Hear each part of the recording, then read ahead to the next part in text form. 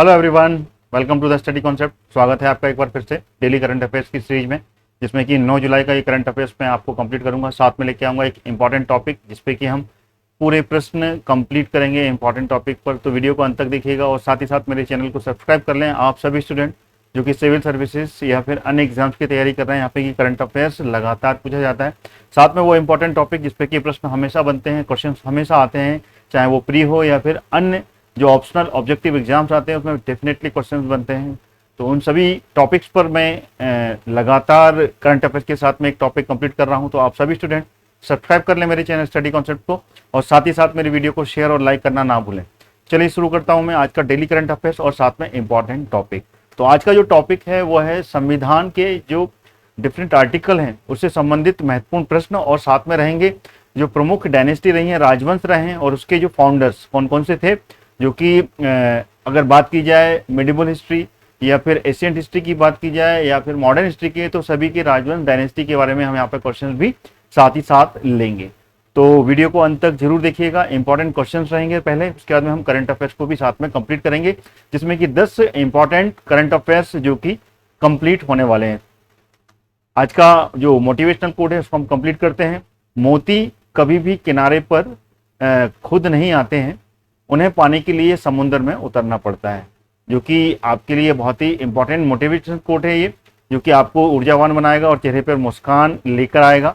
मोती कभी भी किनारे पर खुद नहीं आते हैं, उन्हें पाने के लिए समुद्र में खुद उतरना पड़ता है। यानी कि आप कितना भी कोशिश कर लें, आपको मेहनत करनी पड़ेगी और मेहनत करने के बाद में ही आपको रिजल्ट मिलेगा। तो सिंपल सी बात है, जितनी मेहनत करेंगे उतना ही आपको उसका रिजल्ट मिलने वाला है। तो चलिए शुरू करते हैं। आज का इंपॉर्टेंट जो फैक्ट्स हैं, इंपॉर्टेंट क्वेश्चंस हैं, वो पहले कंप्लीट करेंगे। तो सबसे पहले ले लेते हैं संविधान के अनुच्छेद जो आर्टिकल हैं उनसे संबंधित महत्वपूर्ण प्रश्न। तो पहला प्रश्न आपके सामने यहाँ पर है, जिसमें कि पूछा गया है कि भारतीय संविधान के किस अनुच्छेद में ये लिखा है कि भारत राज्यों का एक संघ होगा। तो वो कौन सा अनुच्छेद है, तो इसको नोट कर लीजिएगा। जो कि आर्टिकल कौन सा है इसमें, अगर हम बात करें आर्टिकल, तो आर्टिकल फर्स्ट में, जो कि पार्ट ए का हिस्सा है। पार्ट ए यानी कि पार्ट फर्स्ट। टोटल अगर बात की जाए संविधान में तो टोटल 22 पार्ट हैं। 22 पार्ट का ये पहला पार्ट है, जिसमें कि लिखा गया है कि भारत राज्यों का एक संघ होगा, जो कि आर्टिकल फर्स्ट, आर्टिकल नंबर 1 अनुच्छेद 1 में इसके बारे में जानकारी मिलती है। जिसमें कि पार्ट 1 में आर्टिकल 1 से लेकर आर्टिकल 4 तक की जानकारी यहाँ पर दी गई है। अगला क्वेश्चन आ गया आपके सामने, क्वेश्चन नंबर 2, किस आर्टिकल में, कौन से अनुच्छेद के अंतर्गत केंद्र के पास में अविशिष्ट शक्तियों का उल्लेख मिलता है। वो कौन सा आर्टिकल है जिसमें कि अविशिष्ट शक्तियां दी गई हैं केंद्र के पास, केंद्र सरकार के पास में। तो इसका जो आंसर है, इसका अगर आंसर देखा जाए तो वह है आर्टिकल 248। आर्टिकल 248 अनुच्छेद 248 के अंतर्गत यहाँ पर ये जानकारी मिलती है कि केंद्र के पास में अविशिष्ट शक्तियों का जो उल्लेख है वो आर्टिकल 248 में है। और ये पार्ट, मैं पार्ट भी साथ में बताऊंगा, पार्ट 11, ठीक है ना, भाग 11 के अंतर्गत ये आर्टिकल आता है। अगला क्वेश्चन आ गया, क्वेश्चन नंबर 3, किस अनुच्छेद में नागरिकता संबंधी प्रावधान दिए गए हैं। वो कौन सा आर्टिकल है संविधान का जिसमें कि नागरिकता यानी कि सिटीजनशिप के बारे में यहाँ पर उल्लेख मिलता है। तो वो आर्टिकल अगर देखी जाए तो ये पार्ट 2 का हिस्सा है। पार्ट 2 में इसके बारे में जानकारी मिलती है, जिसमें कि आर्टिकल 5 से लेके 11 तक के अंतर्गत, जो कि पार्ट 2 में है, जिसमें कि सिटीजनशिप संविधान के अंतर्गत किस तरीके से जो भारत में रहने वाले व्यक्तियों को यहाँ पर नागरिकता मिलेगी, चाहे वो भारत के अंदर हो या फिर भारत के अंदर जो पड़ोसी राष्ट्र हैं उससे यहाँ पर प्रवेश करेगा, तो उसके लिए पूरे प्रोविजन यहाँ पर आर्टिकल 5 से लेकर आर्टिकल 11 के अंतर्गत पार्ट 2 में यहाँ पर जानकारी मिलती है। अगला क्वेश्चन आ गया, नौकरियों तथा शैक्षणिक संस्थाओं में समाज के कमजोर वर्गों के लिए जो आरक्षण उपलब्ध कराने के लिए केंद्र सरकार का कौन सा अनुच्छेद अधिकार प्रदान करता है। यानी कि नौकरियों में और साथ में एजुकेशन में, यानी कि जॉब्स की बात कर लें, और जो एजुकेशन की जितनी भी संस्थाएं हैं, शैक्षणिक संस्थाओं में, ठीक है ना, जो समाज के कमजोर वर्ग हैं, जिसमें कि SC ST OBC आते हैं, अगर उनमें रिजर्वेशन की बात की जाए तो केंद्र सरकार का वो का जो कौन सा आर्टिकल है जिसमें कि ये केंद्र सरकार ये अधिकार प्रदान करता है, तो वो बात कर ली जाए तो वो फंडामेंटल राइट्स के अंतर्गत आता है, यानी कि मौलिक अधिकार। इसको मौलिक अधिकारों के अंतर्गत लिया गया है। मौलिक अधिकार, मौलिक अधिकार में अगर बात की जाए तो इसका जो आर्टिकल है, इसका आर्टिकल 16 का भाग 4, ठीक है ना, जो कि पार्ट 3 का हिस्सा है। पार्ट 3 में अगर बात की जाए तो पार्ट 3 में आर्टिकल 12 से लेकर आर्टिकल 35 तक ये मौलिक अधिकारों की जानकारी मिलती है, जो कि यहाँ पर फंडामेंटल राइट्स हमें मिलते हैं, जो कि भारत में रहने वाले नागरिकों को दिए गए हैं। पार्ट 3 का हिस्सा है, और जिसमें कि नौकरियों में और शैक्षणिक संस्थाओं में अगर केंद्र सरकार किसी आर्टिकल के बारे में यहाँ पर की आरक्षण उपलब्ध कराती है, रिजर्वेशन उपलब्ध कराती है, तो वो आर्टिकल 16 के भाग 4 में, यानी कि 16 का जो चौथा पार्ट है उसमें यहाँ पर जानकारी मिलती है। अगला क्वेश्चन आ गया, संविधान के किस अनुच्छेद में राज्य के नीति निर्देशक तत्वों का उल्लेख है, जिसको कि शॉर्ट फॉर्म में DPSP के नाम से भी कहा जाता है, डायरेक्टिव प्रिंसिपल जो बोला जाता है ना, state policy, directive principle of state policy के नाम से ये जाना जाता है, जिसमें कि ये नीति निर्देशक तत्व हैं जो कि राज्य के ऊपर यहाँ पर दिए गए हैं, कि राज्य तय करेगा कि यहाँ पर जो राज्य में रहने वाली पब्लिक है, राज्य में रहने वाली जनता है, उनको यहाँ पर कौन कौन से अधिकार प्राप्त होंगे, ये पर्टिकुलर राज्य यानी कि जिस स्टेट की गवर्नमेंट है वो यहाँ पर तय करेगी। तो इसका जो ब्यौरा मिलता है ये आर्टिकल 36 से लेकर आर्टिकल 51, जो कि पार्ट 4 का हिस्सा है। ध्यान रखिएगा, चौथे पार्ट में ये आता है, जो कि आर्टिकल 36 से लेकर आर्टिकल 51 तक यहाँ पर राज्य के नीति निर्देशक तत्व, जिसको कि directive principle of state policy के नाम से जाना जाता है, ये उल्लेख मिलता है। अगला क्वेश्चन आ गया, महान्यायवादी की नियुक्ति किस अनुच्छेद के अंतर्गत आती है। महान्यायवादी यानी कि अटॉर्नी जनरल। अगर हम अटॉर्नी जनरल की बात की जाए तो बहुत ही इंपॉर्टेंट है ये पार्ट 5, जो कि भारतीय संविधान का सबसे बड़ा भाग है, जो कि आर्टिकल 251, ठीक है ना, आर्टिकल 52 से लेकर आर्टिकल 251 तक लगभग 100 अनुच्छेद का उल्लेख इसमें सबसे बड़ा पार्ट कहलाता है ये, और इसी के अंतर्गत ये आता है महान्यायवादी की नियुक्ति का अनुच्छेद, जो कि है आर्टिकल, नोट कर लीजिएगा, आर्टिकल 76। आर्टिकल 76 में इसका उल्लेख मिलता है, जिसमें कि महान्यायवादी की नियुक्ति है। महान्यायवादी की नियुक्ति राष्ट्रपति के द्वारा होती है, भारत के राष्ट्रपति इसको नियुक्त करता है। अगला क्वेश्चन आ गया, संविधान के किस अनुच्छेद के अंतर्गत राष्ट्रपति लोकसभा को भंग कर सकता है, यानी कि ये लोकसभा क्या होता है, लोअर हाउस होता है, ये लोअर हाउस बोलते हैं इसको, और लोअर हाउस जिसमें कि प्रतिनिधि जनता के द्वारा जाते हैं लोकसभा। अगर इसके बारे में बात की जाए, लोकसभा के भंग करने का जो आर्टिकल है वो आर्टिकल 85 के अंतर्गत, जो कि भाग 5 यानी कि पार्ट 5 के अंतर्गत ही आता है, जिसमें कि राष्ट्रपति लोकसभा को यहाँ पर भंग करने का अधिकार इस आर्टिकल के द्वारा दिया गया है। अगला क्वेश्चन, जिसमें कि इसमें विघटन भी है, और साथ में अगर बात की जाए, ठीक है ना, सभा की समाप्ति, विघटन, ये सारे की सारे आर्टिकल 85 के अंतर्गत मिलते हैं, 85 के अंतर्गत। अगला क्वेश्चन आ गया, किस अनुच्छेद में संसद की संयुक्त अधिवेशन का प्रावधान है, यानी कि संसद कौन सा आर्टिकल है जिसमें कि संयुक्त अधिवेशन जिसके तहत बुला सकता है। तो इसके बारे में बात की जाए, ये भी पार्ट 5 के अंतर्गत ही आता है। 5 जो भाग है वो सबसे बड़ा भाग है, जो कि केंद्र सरकार के अंतर्गत आता है, और इसमें जो उल्लेख मिलता है ये आर्टिकल 108, ठीक है ना, 108 में इसका प्रोविजन दिया गया है, जिसमें कि संयुक्त सभा अगर साधारण विधेयक पास करना है, ठीक है ना, साधारण कोई भी विधेयक पास करना है जिसमें कि सर्वसम्मति नहीं मिलती है, तो संयुक्त अधिवेशन का यहाँ पे प्रोविजन दिया गया है कि संयुक्त अधिवेशन यहाँ पर बुला सकता है, जिसकी अध्यक्षता कौन कर सकता है, लोकसभा स्पीकर इसकी अध्यक्षता करता है, लेकिन इसको बुलाने का जो आशय होता है, इसको जो बुलाता है वो राष्ट्रपति इसको कॉल करता है, लेकिन इसकी अध्यक्षता जो लोकसभा का स्पीकर होता है वो इसकी अध्यक्षता करता है, और उसकी अध्यक्षता में ये संयुक्त अधिवेशन मिलता है, जिसमें कि राज्यसभा और लोकसभा दोनों का ही यहाँ पे संयुक्त अधिवेशन होता है, जो कि आर्टिकल 108 में पार्ट 5 के अंतर्गत आता है। अगला क्वेश्चन आ गया, संविधान के किस अनुच्छेद में धन विधेयक की परिभाषा दी गई है। धन विधेयक, मनी, ठीक है ना। मनी बिल जिसको बात कर सकते हैं, धन विधेयक की बात कर लें तो ये भी पार्ट 5 का हिस्सा है, सबसे बड़ा पार्ट है ये, भाग 5, जिसमें कि 100 अनुच्छेद की जानकारी मिलती है। 100 अनुच्छेद हैं, 100 आर्टिकल इसके अंतर्गत आते हैं, सबसे बड़ा पार्ट है इसमें कि आर्टिकल 110 में यहां पर धन विधेयक के बारे में जानकारी मिलती है। ठीक है ना। दो तरीके के विधेयक होते हैं, एक धन विधेयक होता है और एक होता है वित्तीय विधेयक। अगर धन विधेयक की बात कर लें तो जो धन विधेयक होता है, ये धन विधेयक की सहमति अगर बात की जाए, इसको राष्ट्रपति की सहमति के बाद में ही इसको बिना राष्ट्रपति की सहमति से धन विधेयक पास नहीं होता, पहले राष्ट्रपति की परमिशन लेनी पड़ती है, देन उसके बाद में, ठीक है ना, कोई धन विधेयक है या नहीं ये तय करने वाला जो अधिकार होता है, ये लोकसभा का स्पीकर जो होता है, उसके पास में ये अधिकार होता है। लोकसभा का स्पीकर ये तय करता है कि कोई धन विधेयक है या नहीं, परमिशन राष्ट्रपति देता है इसमें कि ये धन विधेयक लिया जाए कि नहीं लिया। तो राष्ट्रपति के अधिकार की सहमति से और धन विधेयक है या नहीं ये तय करने वाला वो होता है लोकसभा का अध्यक्ष। तो ये कौन सा आर्टिकल हुआ? आर्टिकल 110, नोट कर लीजिएगा। आर्टिकल 110 में पार्ट 5 में इसके बारे में जानकारी मिलती है, मनी बिल धन विधेयक। ठीक है ना। अगर हम बात कर लें राष्ट्रपति किस अनुच्छेद के अंतर्गत, ठीक है ना, संविधान का वो कौन सा अनुच्छेद है जो कि राष्ट्रपति यहाँ पर अध्यादेश जारी करता है। ठीक है ना। अध्यादेश यानी कि अगर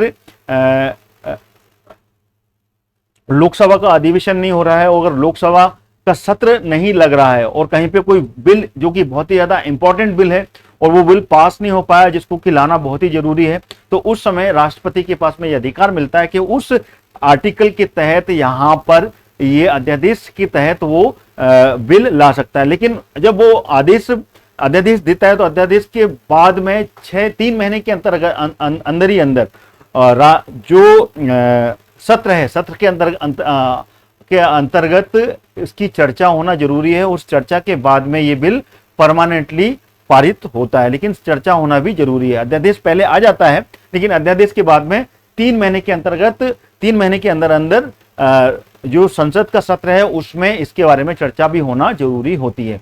तो इसका जो आर्टिकल है वो आर्टिकल भी नोट कीजिएगा। आर्टिकल 123 में इसका प्रोविजन है और ये भी पार्ट 5 का ही हिस्सा है। ठीक है ना। भाग 5 के अंतर्गत ही ये आता है, जो आर्टिकल 123 में इसके बारे में प्रोविजन दिया गया है। तो ये थे 10 प्रश्न जो कि मैंने आपके सामने यहां पर रखे, इंपॉर्टेंट संविधान के अनुच्छेद से संबंधित। अगला भाग ले लेते हैं अपन प्रमुख राजवंश, जो डायनेस्टी है, इंपॉर्टेंट डायनेस्टी, और उसके जो फाउंडर रहे उसके बारे में हम क्वेश्चन यहाँ पे कंप्लीट करेंगे। देन उसके बाद में हम आएंगे करंट अफेयर्स के ऊपर, जो कि इंपॉर्टेंट 10 क्वेश्चन यहाँ पर कंप्लीट कर रहे हैं। हम बात कर लेते हैं हिर्यक वंश। हिर्यक वंश जो कि एशियन हिस्ट्री के में 600 BC के समय में हिर्यक वंश की स्थापना होती है। अगर इसका फाउंडर की बात कर लें तो इसके फाउंडर था बिंबिसार। बिंबिसार ने हिर्यक वंश की स्थापना की थी। ठीक है ना। तो इसको मैं यहाँ पर लिख देता हूँ, बिंबिसार, और इसकी स्थापना इसने 544 ईस्वी में इसकी स्थापना हुई थी। और हिर्यक वंश 544 से लेके 412 ईस्वी तक शासन रहा इसका, जो कि मगध, ध्यान रखिएगा, मगध का शासक था। मगध साम्राज्य जो था, मगध का शासक था। महाजनपद काल की बात हो रही है, ये महाजनपद काल, जिस समय की 16 महाजनपद थे, उस समय बिंबिसार हिर्यक वंश का यहाँ पर फाउंडर बना था और मगध में इसने शासन किया था। देन उसके बाद में इसका जो आखिरी शासक रहा वो था नागदशक, तो वो सॉरी अपना, हाँ ठीक है ना। तो उसके आखिरी जो शासक रहा, आखिरी शासक उद्यान के बाद में जो शासक था, अंतिम शासक जो उनके पुत्र थे, उनकी हत्या करने के बाद में शिशु नागवंश की स्थापना होती है 412 ईस्वी में। अगला ले लेते हैं नंदवंश। ठीक है ना। नंदवंश की बात करें तो नंदवंश की स्थापना का जो श्रेय जाता है ये महापद्मानंद पे जाता है, और इसने इसकी स्थापना 344 ईस्वी में की थी। और नागवंश का जो आखिरी शासक था महानंदिन को यहाँ पर हराने की हत्या करने के बाद में, ठीक है ना, महापद्मावन नंद ने यहाँ पर ये नंद वंश की स्थापना की थी 344 ईस्वी में। और इसका जो शासन काल था, अगर बात करें नंद वंश का, तो ये 344 से लेकर 323 ईस्वी तक नंद वंश रहता है। देन उसके बाद में मौर्य साम्राज्य यानी कि चंद्रगुप्त मौर्य यहाँ पर नंद वंश को खत्म कर मौर्य साम्राज्य की स्थापना करता है। अगला आ गया चंद्रगुप्त मौर्य वंश, ठीक है ना। चंद्रगुप्त मौर्य यानी कि मौर्य साम्राज्य। मौर्य साम्राज्य की स्थापना 322 ईस्वी में होती है और इसका जो फाउंडर है वो है चंद्रगुप्त मौर्य, चंद्रगुप्त मौर्य, ठीक है ना। 322 ईस्वी में होती है और ये लगभग 384 ईस्वी तक इसका शासन रहता है। और इसका जो आखिरी शासक था वो बृहदत्त था। बृहदत्त की हत्या, जो कि शुंग वंश की स्थापना होती है, जो कि पुष्यमित्र शुंग ने यहाँ पर अपने वंश की स्थापना की थी 184, ठीक है ना। और ये ईस्वी नहीं है, ये बीसी है, ठीक है ना। बीसी की बात कर लें और ये है 322 बीसी यानी कि बिफोर क्राइस्ट, ठीक है ना। ईसा पूर्व की बात है यहाँ पर, ठीक है ना, ईसा पूर्व, ठीक है ना। इससे पहले भी जितने भी हैं ये 344 ईसा पूर्व है ये, ठीक है ना, नोट कर लीजिएगा, ये भी ईसा पूर्व है ये, ठीक है। उसके बाद में अगला ले लेते हैं गुप्त डायनेस्टी, ठीक है ना। गुप्त वंश की बात कर लें तो गुप्त वंश का जो फाउंडर था वो श्रीगुप्त था। श्रीगुप्त जो कि 244 ईस्वी में, अब ये आ गया ईस्वी यानी कि एडी। इससे पहले बीसी के जितने भी थे वो फाउंडर थे, जो कि हिरण्यक वंश के बाद में जो मैंने बताया सब ईसा पूर्व के थे, गुप्त साम्राज्य। उसके बाद में चंद्रगुप्त पुष्यमित्र शुंग का जो शुंग वंश था वो भी ईसा पूर्व था, जो कि 185 बीसी में होता है। अगर हम गुप्त की बात कर लें तो गुप्त डायनेस्टी की शुरुआत 240 ईस्वी में होती है, ईडी में होती है श्रीगुप्त के द्वारा। और उसके बाद में सबसे अगर शक्तिशाली साम्राज्य बनकर उभरा था तो वो गुप्त डायनेस्टी, गुप्त वंशी था, जिसके सबसे ज्यादा शक्तिशाली अगर शासक की बात कर लें तो समुद्रगुप्त, जिसने कि अपना शासन 335 ईस्वी से लेकर 375 ईस्वी तक रहा। देन उसके बाद में इनके दो पुत्र हुए, ठीक है ना, रामगुप्त, उसके बाद में चंद्रगुप्त द्वितीय, जो कि शासन में बैठे, जिसमें कि चंद्रगुप्त द्वितीय जिनको कि विक्रमादित्य की उपाधि धारण की थी और शक वंश का नाश करने वाला कहा जाता है, उज्जैनी, जिन्होंने अपनी राजधानी बनाई थी। तो ये पूरा गुप्त वंश का शासन था, जिसका अगर शासन की पूरी बात कर लें तो 240 ईस्वी से लेकर 567 ईस्वी तक, ठीक है ना, 240 एडी से लेकर 567 एडी तक इनका शासन रहता है। देन उसके बाद में इसका वंश खत्म होता है, यानी कि इसके बाद में फिर आता है जो छोटे छोटे साम्राज्य, जो कि इन्हीं के सामंत रहते हैं, उनका साम्राज्य पूरे उत्तर भारत में यहाँ पर हो जाता है। अगला ले लेते हैं अगर पाल वंश, जिसकी स्थापना का श्रेय जाता है गोपाल को। गोपाल से ही जो पाल निकला, उसी से इसका पाल वंश का उदय हुआ, जो कि लगभग 750 ईस्वी यानी कि एडी में इसका संस्थापक होता है, जो कि बंगाल का शासक रहता है, ठीक है ना, यानी कि पूर्वी भारत का ये शासक था। और ये जो त्रिपक्षीय संघर्ष हुआ, जिसमें कि पाल, गुर्जर प्रतिहार और राष्ट्रकूट, ये उसी के समकालीन था गोपाल, जो कि वर्धन साम्राज्य के हर्ष के पतन के बाद में इन तीनों साम्राज्य की, इन तीनों वंशों की शुरुआत होती है, जो कि वर्धन डायनेस्टी, गुप्त डायनेस्टी के बाद में वर्धन डायनेस्टी का उदय होता है, जो कि पुष्यभूति वंश के नाम से भी जाना जाता है, थानेश्वर, जो कि इसकी राजधानी रही है। आगे चलते हैं पल्लव वंश की बात करें तो ये दक्षिण भारत का एक वंश था और इसका अगर वास्तविक संस्थापक बोला जाए तो वास्तविक संस्थापक इसका सिंह विष्णु था। सिंह विष्णु इसका वास्तविक संस्थापक था। और इसके जो पिता थे, इसके पिता की बात की जाए तो सिंह वर्मन का ये पुत्र था। सिंह वर्मन का पुत्र था विष्णुगुप्त, जिसने कि 575 में, ठीक है ना, ये एक वास्तविक संस्थापक के रूप में उभरता है और लगभग 25 वर्ष तक इसका शासन काल रहता है, एडी, ठीक है ना। ईस्वी की बात है ये, ईस्वी उस समय इसका शासन काल रहता है। और अगर हम पल्लव वंश की बात करें तो पल्लव वंश की शुरुआत इससे पहले ही हो जाती है, 250 ईस्वी से लेके 350 ईस्वी, 100 वर्ष तक लगातार ये शासनकाल थे। और इनका जो शासनकाल था ये कहीं ना कहीं गुप्त साम्राज्य, जो गुप्त डायनेस्टी थी, उसके समकालीन था। उसके बारे में अगर जानकारी मिलती है तो कहीं ना कहीं प्रयाग प्रशस्ति में इसके बारे में जानकारी मिलती है। जो इसका चौथा शासक जिसका नाम था क्या नाम था, नाम याद कर लूं, विष्णुगुप्त। हाँ, विष्णुगुप्त जो कि चौथा शासक था, जो कि समुद्रगुप्त के समकालीन रहा, जिसके बारे में जानकारी प्रयाग प्रशस्ति से मिलती है, जो कि समुद्रगुप्त के समय में की है। और इसमें इसके बारे में जानकारी मिलती है क्योंकि उस समय जब दक्षिण भारत की यात्रा पे, दक्षिण भारत की यात्रा पे जब जाता है, वहां पे अगर वहां के शासन पर वहां पर जो विजय यात्रा करता है, तो उस समय विष्णुगुप्त को ये पराजित करता है समुद्रगुप्त, और हार होने के बाद में विष्णुगुप्त समुद्रगुप्त का सामंत के रूप में यहाँ पर शासन करता है।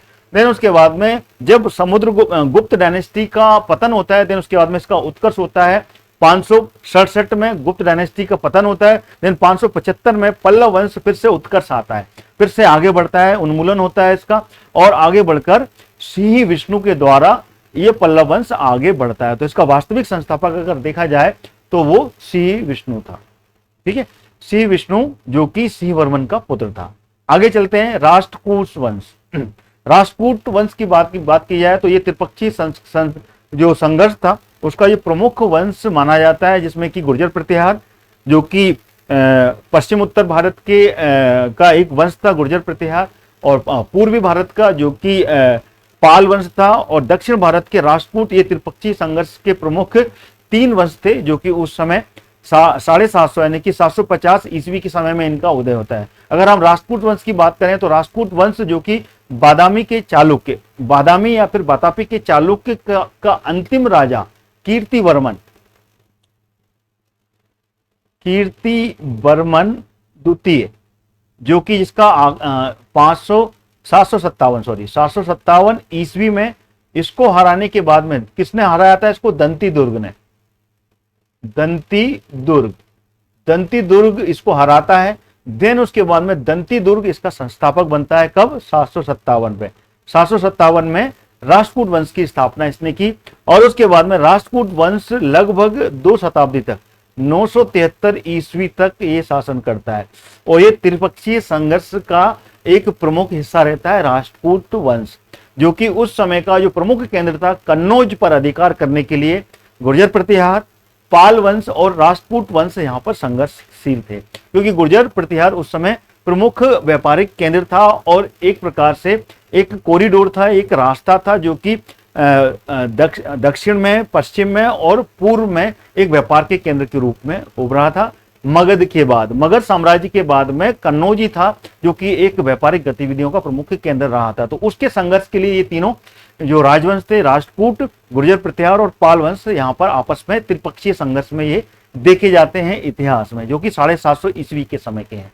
तो उसका जो संस्थापक था वो था दंती दुर्ग। ये नोट कर लीजिएगा, दंती दुर्ग ने 757 ईस्वी में, 757 ईस्वी एडी में इसकी स्थापना करता है।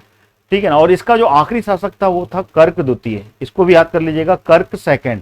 ठीक है ना, जो कि 973 में आखिरी शासक बनता है। ठीक है ना। देन उसके बाद में यहीं पर कल्याणी के चालुक्य आ जाते हैं, जो कि आपको आगे मिलेंगे।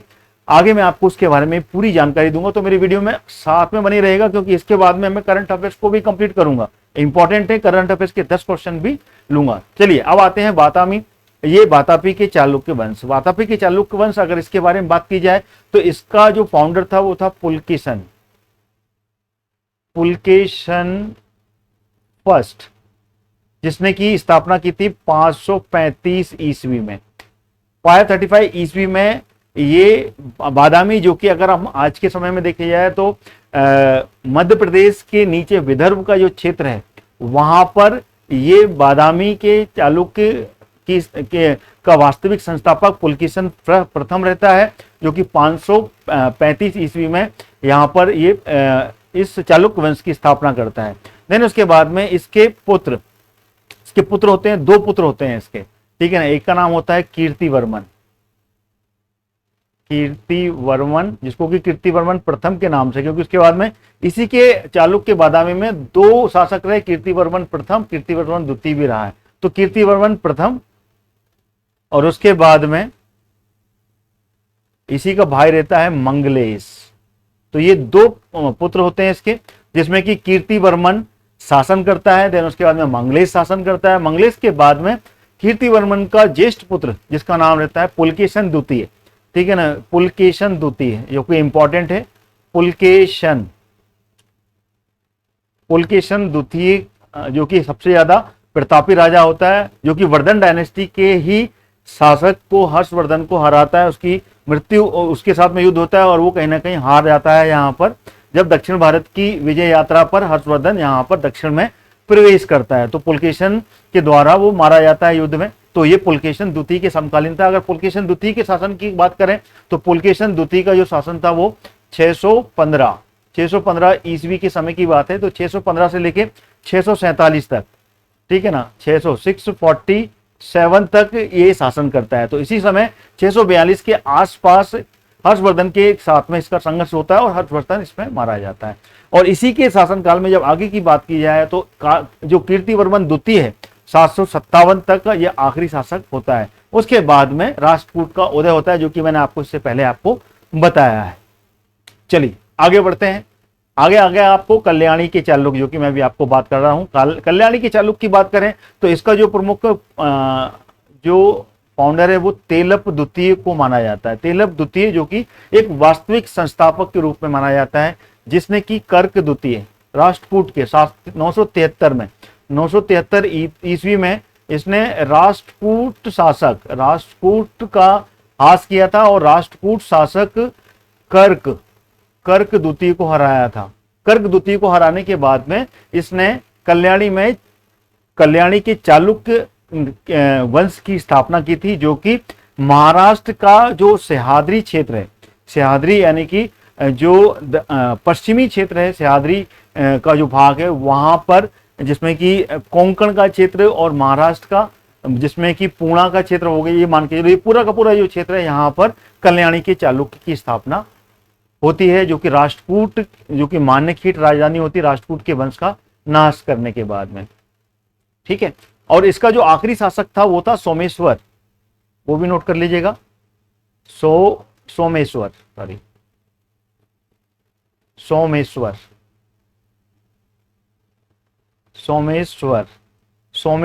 फोर्थ।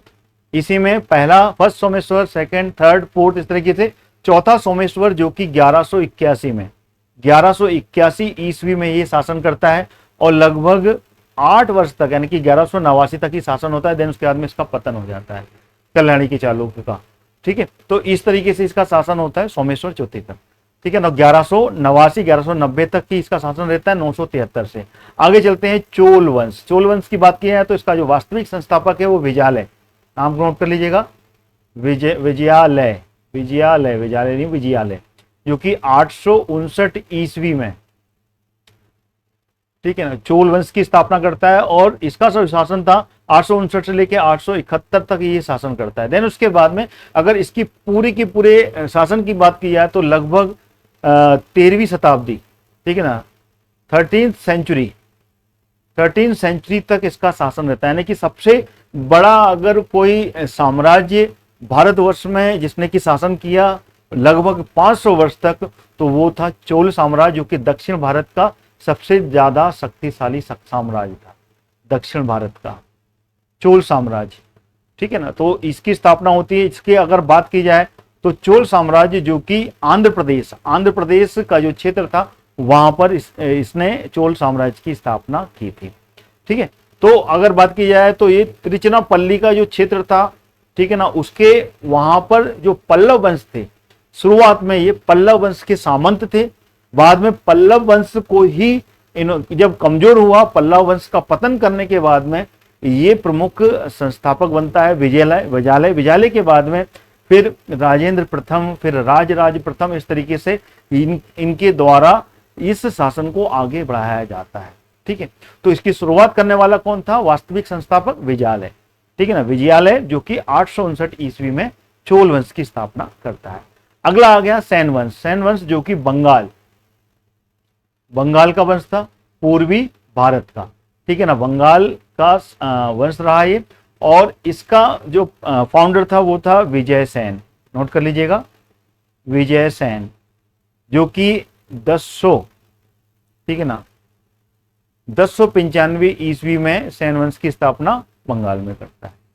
ठीक है, 1095 में। देन उसके बाद में अगला शासक इसी का पुत्र वल्लाल सेन, देन उसके बाद में लक्ष्मण सेन यहाँ पर बनता है। इसका जो आखिरी शासक था, अगर इसकी शासन की बात की जाए तो 1095 से लेके 1202 तक इसका शासन रहता है, जो कि लक्ष्मण सेन जिस समय के मुस्लिम इन्वेडर्स भारत में प्रवेश कर गए थे, मुस्लिम इन्वेडर्स मोहम्मद गौरी का जो चौथा सेनापति था, चौथा जो प्रमुख सेनापति था, जिसका नाम था बख्तियार खिलजी, जब वो पूर्वी भारत पर प्रवेश करता है, पूर्वी भारत में हमला करता है, तब उस समय लक्ष्मण सेन ही था जो शासक था, जो कि लक्ष्मण सेन यहाँ से भाग जाता है। देन उसके बाद में यहाँ पर जो उस समय की विक्रमशिला यूनिवर्सिटी है उसको आग के हवाले कर देता है और यहाँ पर अधिकार कर लेता है। ये 1202 की बात है। तो ये आखिरी शासक कौन था? लक्ष्मण सेन।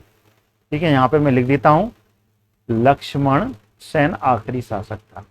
तो कब से? 1095 से लेके 1202 तक सेन वंश यहाँ पर शासन करता है। तो पहला शासक विजय सेन था और आखिरी लक्ष्मण सेन था। इसके बीच में बल्लाल सेन, यानी कि 3 शासक यहाँ पे प्रमुखता से देखे जाते हैं, विजय सेन, बल्लाल सेन और उसके बाद में लक्ष्मण सेन।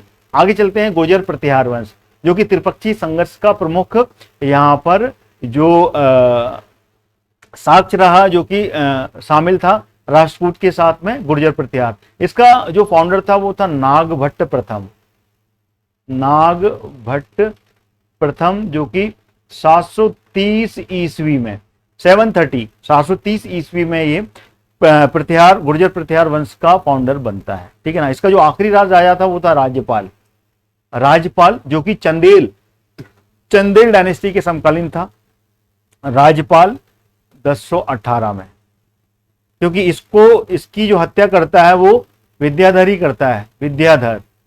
विद्याधर जो कि चंदेल डायनेस्टी का शक्तिशाली राजा था। और ये उस समय की बात है जब महमूद गजनवी भारत में प्रवेश करता है और विभिन्न राजाओं को हराने के बाद में जब यह उत्तर भारत की तरफ प्रवेश करता है, तब राजपाल यहाँ से भाग खड़ा होता है। और राजपाल भाग खड़ा होने के कारण कहीं ना कहीं पे चंदेल, जो कि पूरा राजपूत संघ का अध्यक्ष नियुक्त किया जाता है, और वो इसको बहुत ही ज्यादा गलत तरीके से लेता है और राज्यपाल को वो बाद में मार देता है, क्योंकि संघ ने ये तय किया था कि सब मिलकर महमूद गजनवी का सामना करते हैं। लेकिन राज्यपाल यहाँ पर भाग खड़ा होता है और वहां पर काफी ज्यादा लूटपाट महमूद गजनवी मचाता है और लूटकर पूरा धन इकट्ठा करके ले जाता है। तो उससे विद्याधर इसकी हत्या कर देता है, राजपाल जो कि गुर्जर प्रतिहार का आखिरी शासक था 1018 में। आखिरी शासक, पहला शासक कौन था? नागभट्ट प्रथम के बाद में फिर वत्सराज आता है। तो इस तरीके से ये नागभट्ट प्रथम, फिर वत्सराज, फिर उसके बाद में जो शासक होता है वत्सराज के बाद में मिहिर भोज के बाद में फिर महेंद्रपाल के बाद में फिर महीपाल, फिर महेंद्रपाल द्वितीय। इस तरीके से ये शासक पूरे लगातार बनते हैं। ठीक है ना। तो ये सारे इंपॉर्टेंट शासक यहाँ पर गुर्जर प्रतिहार में शासन करते हैं।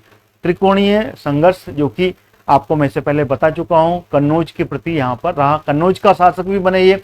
आखिरी में जाके अगर बात करें नागभट्ट द्वितीय कन्नौज पर पहुंचता है, क्योंकि इनकी शुरुआत में राजधानी उज्जैनी होती है। उज्जैन से ही ये गुर्जर प्रतिहार वंश की नींव रखता है नागभट्ट प्रथम। लेकिन नागभट्ट द्वितीय के समय में जब राष्ट्रकूट शासक गोविंद तृतीय जब अटैक करता है, जब आक्रमण करता है, तो उज्जैन से ये एस्केप करके कन्नौज पहुंच जाते हैं और कन्नौज में नागभट्ट द्वितीय यहाँ पर शासन करता है। ठीक है। तो ये मान के चलो कि गुर्जर प्रतिहार, चहमान वंश, ये सब क्या है, इनको राजपूत वंश के नाम से भी जाना जाता है और इनको अग्निकुल यानी कि अग्नि से उत्पन्न हुए वंश के रूप में भी जाना जाता है। ठीक है। तो चलिए आगे बढ़ते हैं। अगला क्वेश्चन, अगला है चौहान वंश, जिसको कि चहमान वंश के भी रूप में भी जाना जाता है, या फिर इनको शाकंभरी के शासक के रूप में भी जाना जाता है, जिनको कि अग्नि से उत्पन्न वंश भी बोला जाता है, या फिर राजपूत वंश भी बोला जाता है। अगर हम चौहान वंश की बात करें तो इसका वास्तविक संस्थापक जो था वो सिंहराज या फिर वासुदेव भी बोलते हैं कई जगह पे, और सिंहराज। और इसका जो शासन था ये 948 ईस्वी में ये चौहान वंश की नींव रखता है। चौहान वंश जब गुर्जर प्रतिहार कमजोर होते हैं, ठीक है ना, कब? पश्चिमी भारत में जब कमजोर होते हैं तो वहां पर ये अजमेर के पास में, कहां पर? अजमेर के पास में शाकंभरी बोलते हैं इसे, शाकंभरी के चहमान बोलते हैं। शाकंभरी यानी कि सांभर झील, जो सांभर झील है उसके पास का क्षेत्र अजमेर में, ठीक है ना, वहां के ये वंश था जिसको कि चौहान वंश, चहमान, चौहान या फिर शाकंभरी के चौहान वंश के नाम से भी जाना जाता है, ठीक है ना, जो कि 948 के समय में। उसका जो आखिरी शासक था वो था पृथ्वीराज चौहान तृतीय। पृथ्वीराज चौहान तृतीय था, जो कि 1192 में मोहम्मद गौरी के साथ में, तो तराइन का दूसरा युद्ध था, तब ये हार जाता है और उसके बाद में चौहान वंश यहाँ पर खत्म हो जाता है, ठीक है। तो ये था चौहान वंश पूरा। तो पहला शासक जो था वो सिंहराज, जो फाउंडर था, और आखिरी शासक जो था पृथ्वीराज चौहान था, 1192, ठीक है। आगे चलते हैं, चंदेल वंश का फाउंडर नन्नुक। कौन था? नन्नुक। 831 में ये चंदेल वंश की स्थापना करता है और 1203 तक ये चंदेल वंश रहता है। इसका जो आखिरी शासक था वो था परमार्दी देव,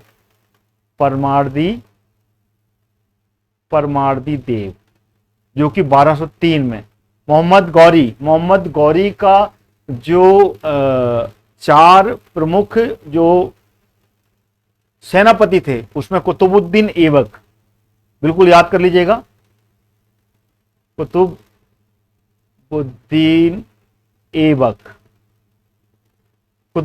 ऐबक जब मालवा पर अधिकार करने के लिए यहां पर चढ़ाई करता है, उस समय का शासक है ये 1203 में, क्योंकि 1192 में ये चौहानों को हराते हैं, उसके बाद में ये उत्तर भारत की तरफ प्रवेश कर जाते हैं, फिर मालवा के लिए कुतुबुद्दीन ऐबक और पूर्वी भारत के लिए बख्तियार खिलजी, इस तरीके से आगे बढ़ते हैं।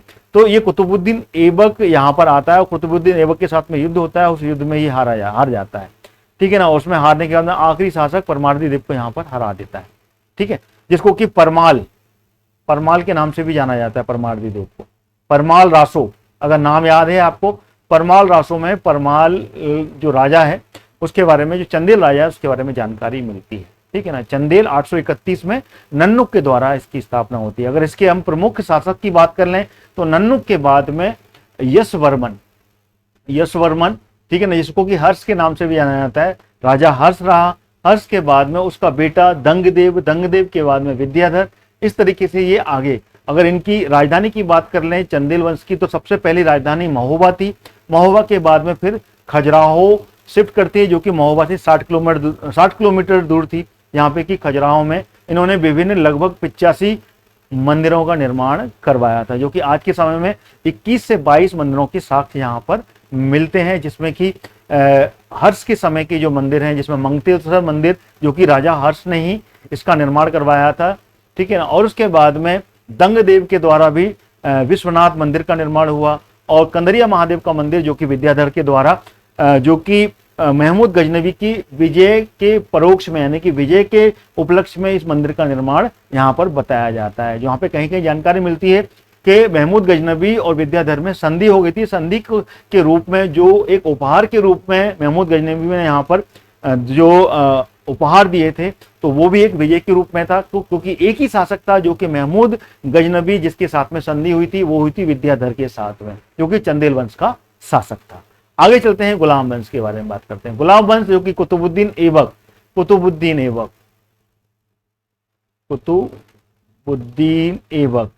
1206 में गुलाम वंश की स्थापना होती है। महमूद गजनवी, मोहम्मद गौरी जो कि इन्वेडर्स होता है अरब आक्रमणकारी, जब भारत में प्रवेश करते हैं, ठीक है ना। अरब आक्रमणकारियों में से मोहम्मद गौरी 1191 में पहली बार पृथ्वीराज चौहान से हारता है, दूसरी बार फिर जीत जाता है 1192 के युद्ध में। देन उसके बाद में 1203 में, जो कि इसी का गुलाम होता है कुतुबुद्दीन ऐबक, जो कि मोहम्मद गौरी के जाने के बाद में यहाँ पर गुलाम वंश की स्थापना करता है, क्योंकि ये गुलाम होता है, गुलाम, ठीक है ना। तो गुलाम वंश की स्थापना यहाँ पर जो होती है वो कुतुबुद्दीन ऐबक के समय में होती है 1206 में, और 1206 से लेके 1290 तक ये गुलाम वंश रहता है।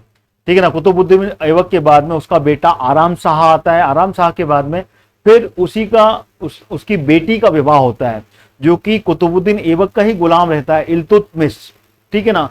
इल्तुतमिश, जिसका पूरा नाम शमसुद्दीन इल्तुतमिश होता है, वो गद्दी पर बैठता है।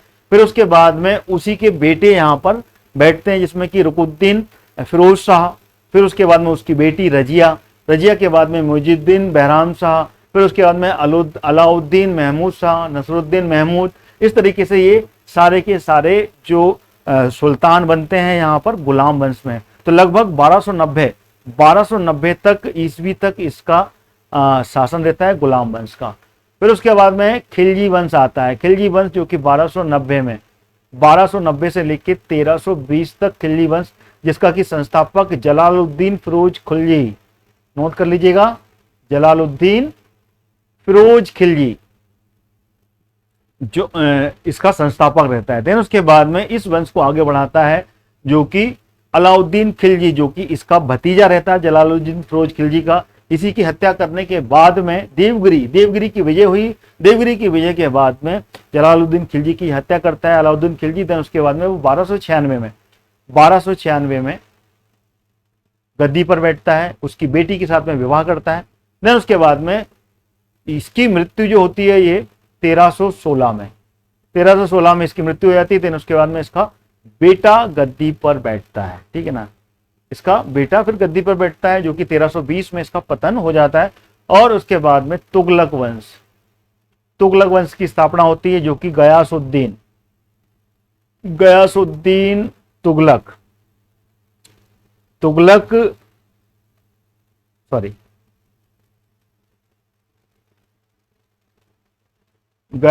तुगलक के नाम पर 1320 में, जो जिसका नाम ओरिजिनल गयासुद्दीन गाजी के नाम से होता है, तुगलक नाम की ये पदवी धारण करता है और फिर गयासुद्दीन तुगलक के नाम से तुगलक वंश की स्थापना करता है गयासुद्दीन तुगलक। फिर इसके जो पुत्र होते हैं वो गद्दी पे बैठते हैं, जिसमें कि बात की जाए तो मोहम्मद बिन तुगलक के बाद में फिर उसका जो कजिन ब्रदर होता है फिरोज शाह तुगलक, वो गद्दी पर बैठता है। तो ये 1320 से इसका शासनकाल 1414 तक चलता है। 1414 तक, यानी कि 1414 ईस्वी तक इसका शासन रहता है।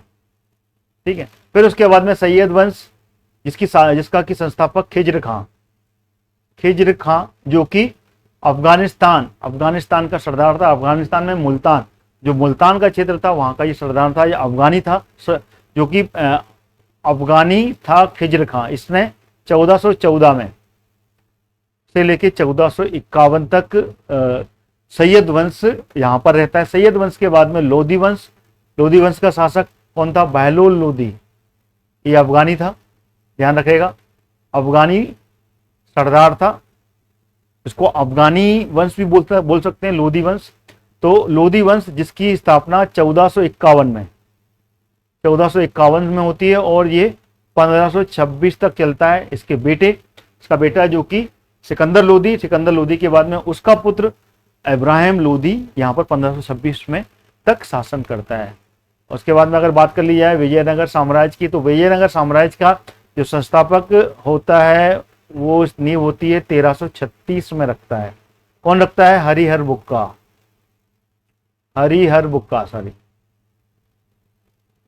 हरिहर बुक्का इसकी नींव रखता है। हरिहर और बुक्का दो भाई रहते हैं। ये 1336 में दक्षिण भारत में ये विजयनगर साम्राज्य की स्थापना करते हैं। विजयनगर स्थापना, ठीक है ना। विजयनगर में ये संगम वंश के शासक होते हैं। ये संगम इनके पिता का नाम था, तो उनके नाम से ये संगम वंश चलता है।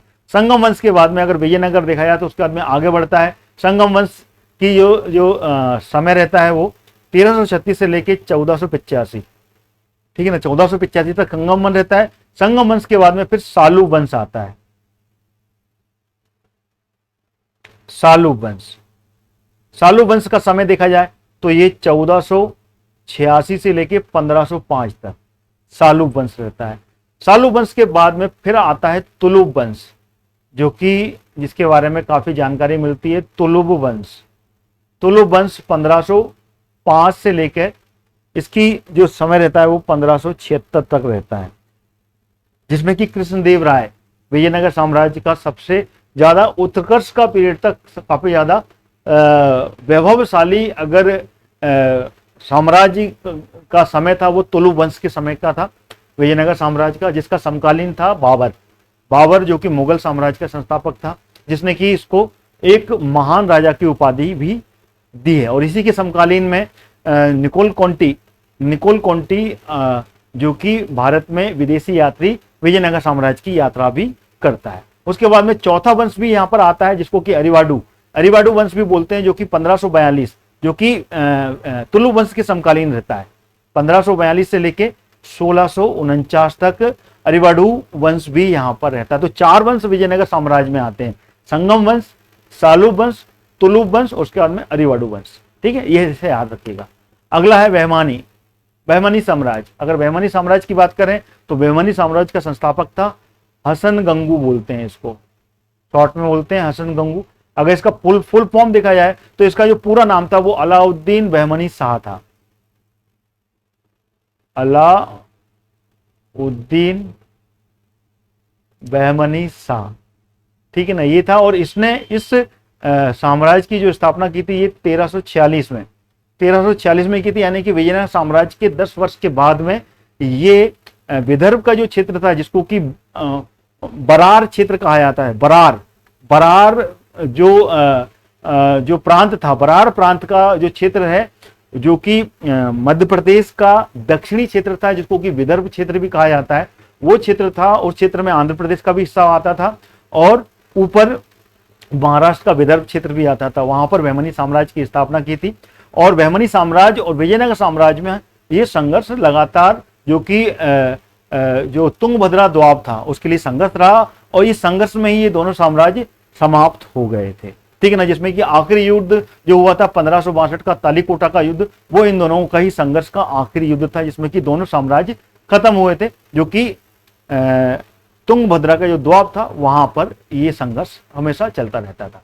तो 1346 में बहमनी साम्राज्य की स्थापना होती है और ये 1527, ठीक है ना, 1527 तक ये काफी ज्यादा संघर्ष रहता है। देन उसके बाद में 1562 का जो तालीकोटा का युद्ध था वहां पे इसकी समाप्ति होती है। अगर हम बात कर रहे हैं अगला वंश जो है मुगल वंश, मुगल महान वंश जिसके बारे में जानते हैं, इसको महान वंश भी बोला जाता है, क्योंकि इस वंश का जो संस्थापक था वो था बाबर, जिसका पूरा नाम क्या था,